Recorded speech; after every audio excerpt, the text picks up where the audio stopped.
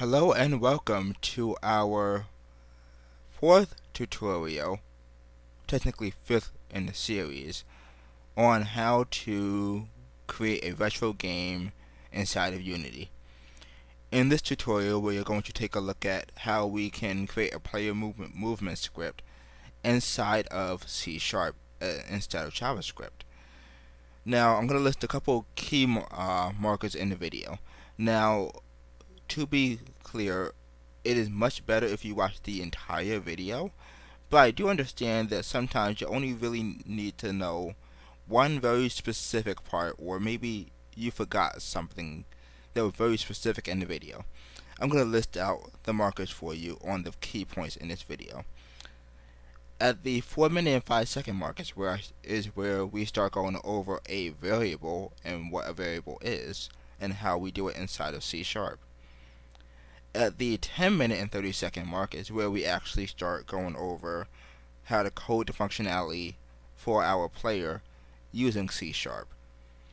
And at the roughly 16-minute mark is where we start wrapping up and playtesting our game and closing out the video.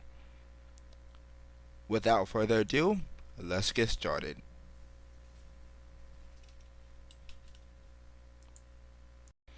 In the last tutorial, we used JavaScript to create our player movement script, and we've learned about terms such as creating a variable.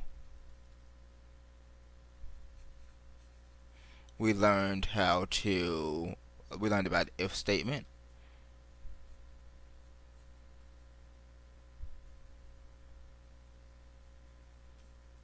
an else statement, else if statement,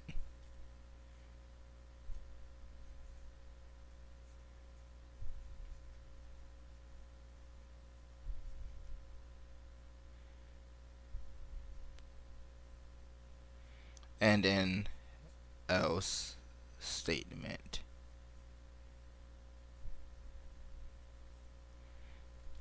Cool.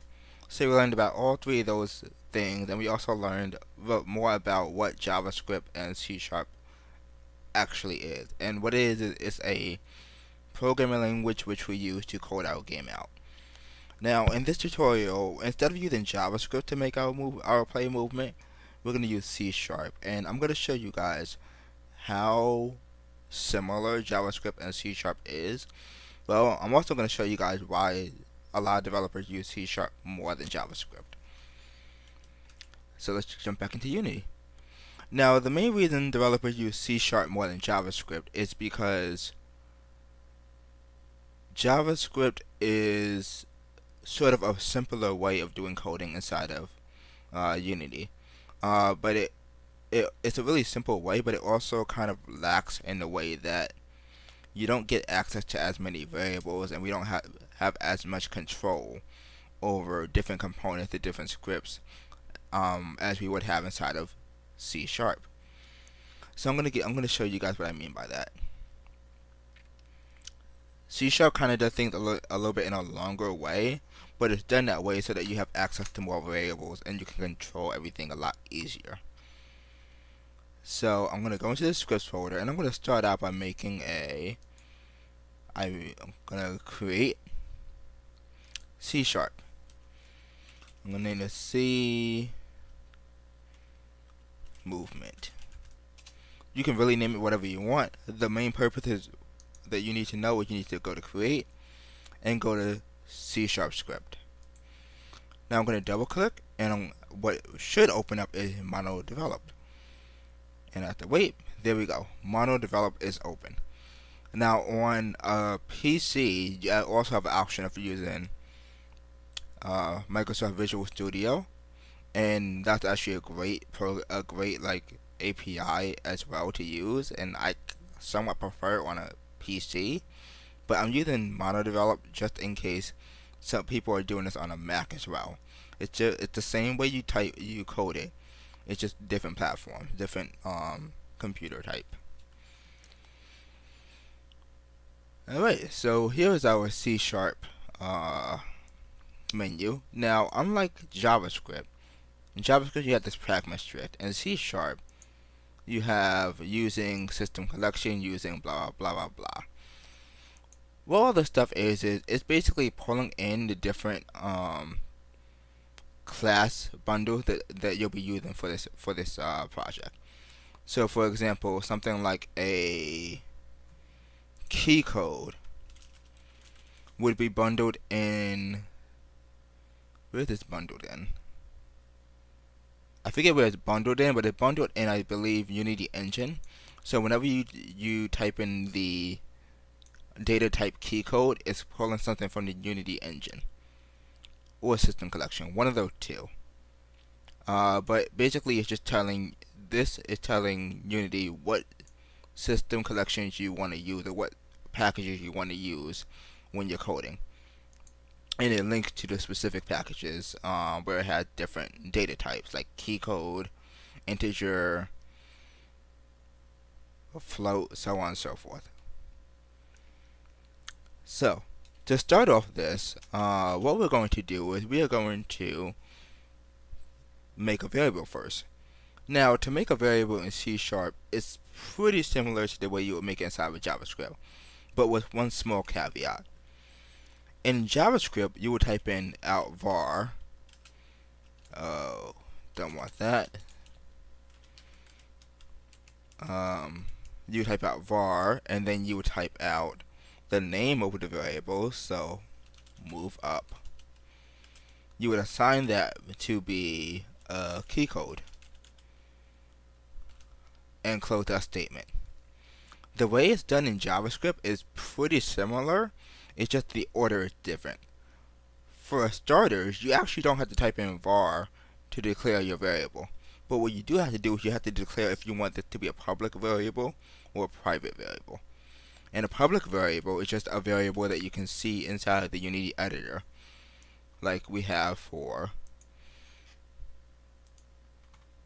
the components here. The move up here in the JavaScript code that we made is a public variable. So, we want it to be public because we want to be able to access this inside of Unity.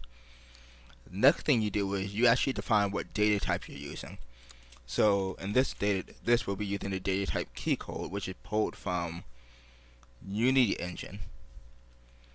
And then you tell the C Sharp language what you want to name this variable. So I'm going to name it move up and close that statement. Now you don't want any of this information, so I'm going to delete this. That was just to show you guys how it was done inside of Unity, inside of JavaScript as compared to C Sharp. Now, next what I'm going to do, actually before I jump into the next part, I just want to jump over to this whiteboard I have here and just remind everyone on how this works. Very, very quick. So, remember, when you're coding something inside of JavaScript, you always want to start with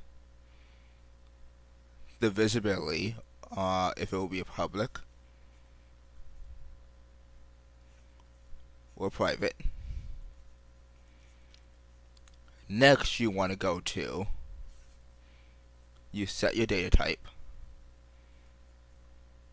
or choose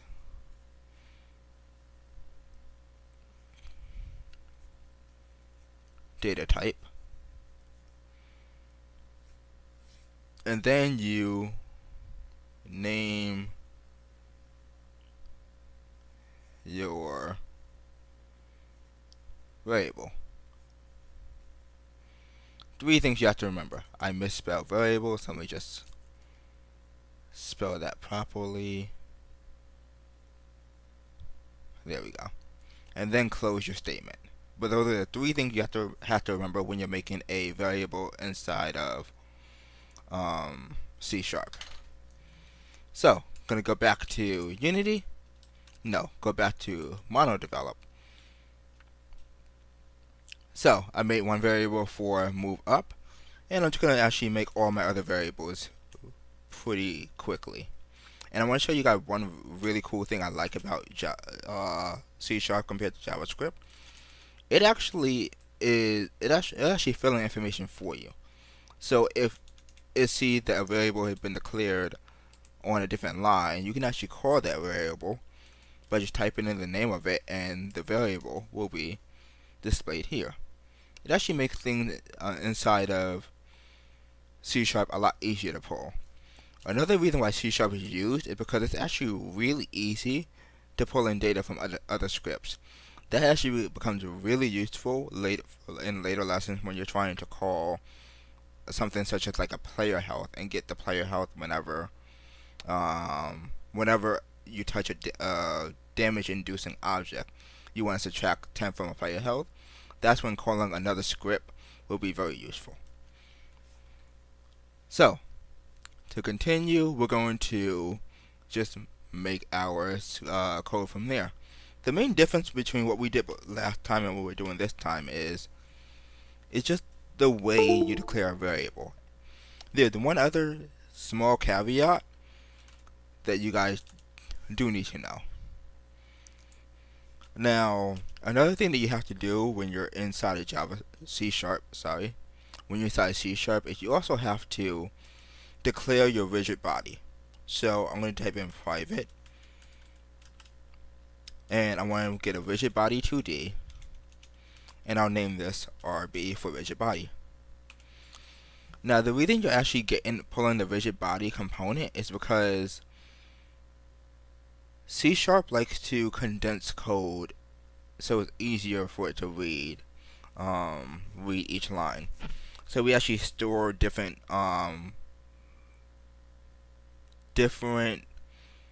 components that we use often inside a variable to make it easier on us to call it later on. So we know that the rigid body, we want to be grabbing a rigid body 2D component. So I type in, when I start the game, I want to actually declare this rigid body 2D component to have the words get component rigid body 2D. The way I do that is I type RB for rigid body, and I'll put assign to get component, and I'll do the greater than rigid body 2D less than sign. No, that was actually less than greater than. And then I will do open and close parenthesis and close that statement. And what this does is it basically does what we do inside of JavaScript, where we would do the get component rigid body 2D, but it just simplifies that into a variable that we can easily call. Now this actually also works inside JavaScript, where you can actually condense lines, condense different key strokes that you always call into a single variable. So with that done, what we're going to do is we are going to make our if statement. So same as before, if input dot get key, and I'll do move up.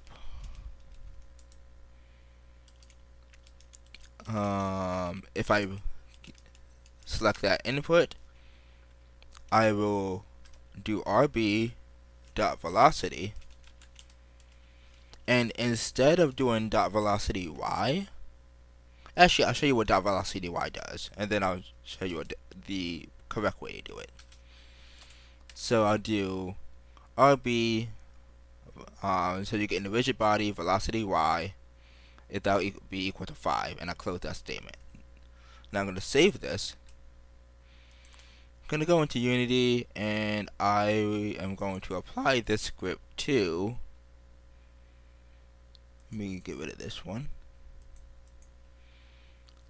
See movement, I apply the script here, but there's an error down here. It says cannot modify value type return value of rigid body velocity. And it says consider storing the value in a temporary variable.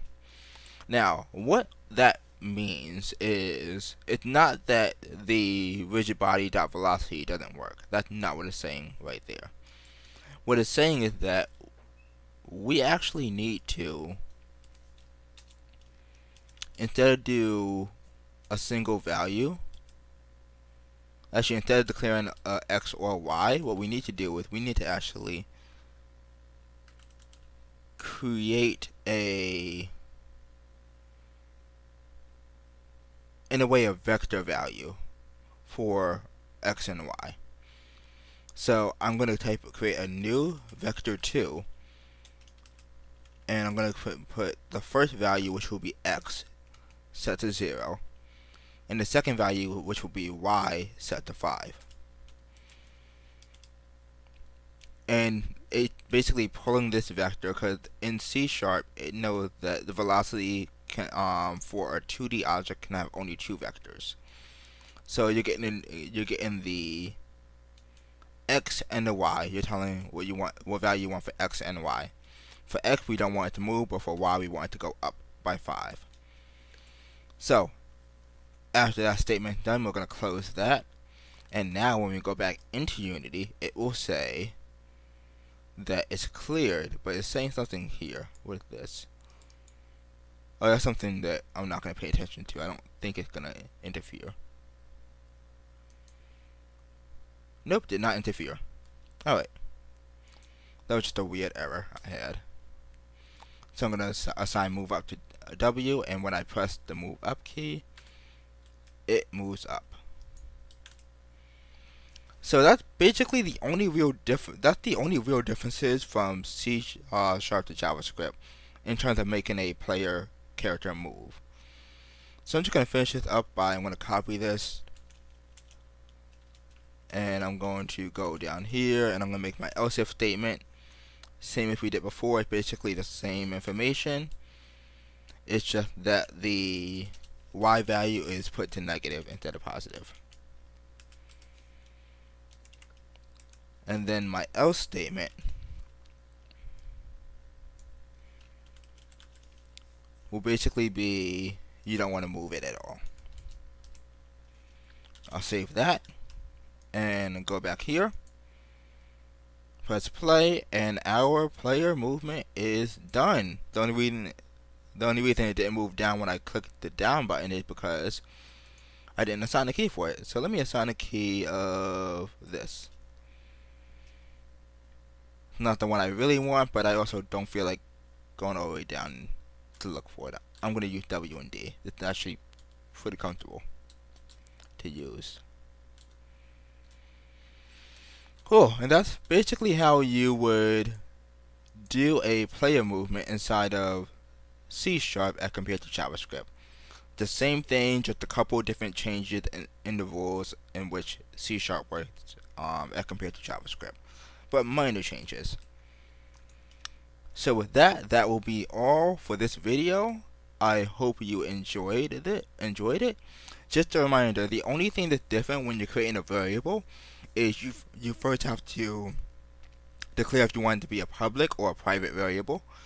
You set or choose what data type you want. So example, if you want it to be a key code or something like that, you will put in that data type. And last, you just want to name your variable. So if I go back here, this is declaring public or private. Our data type we're using is a key code, and the variable we're using is a move up variable. Let me close that statement. With that being said, that's basically it. Thank you for tuning into this video, and I hope to see you in the next video. See ya.